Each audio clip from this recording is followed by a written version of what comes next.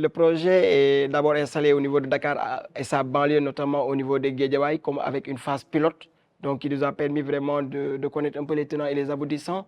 Nous sommes passés à l'échelle avec Tambacounda, Kédougou, Sédhiou et Matam, donc qui sont les régions où nous allons réhabiliter 4 centres départementaux d'éducation populaire et espaces jeunes.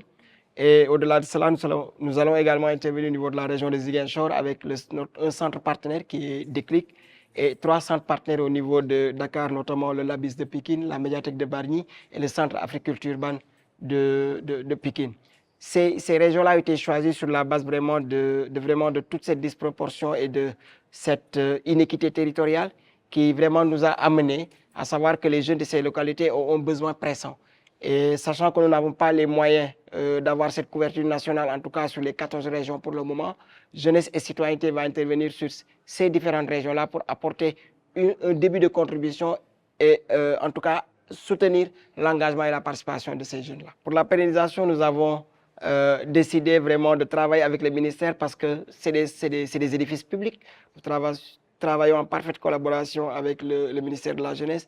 Il est prévu en tout cas d'aller vers une délégation de services publics et dans chacune des régions dans lesquelles nous intervenons, une organisation qui connaît pour nous le modèle de délégation de services publics permet à l'État en tout cas de donner une partie de la responsabilité de ses missions sur l'animation et la gestion de ces centres-là à une association, à un tiers.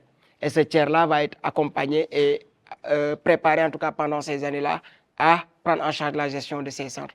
Nous allons également travailler sur la mise en place d'un modèle économique qui va nous permettre en tout cas d'assurer au-delà des bailleurs la gestion de ces centres-là parce que les coûts d'entretien également sont énormes. Et sur ce, nous appelons également l'ensemble des acteurs de la jeunesse à qui ces centres-là sont dédiés à prendre en main ces centres parce qu'il est pour eux.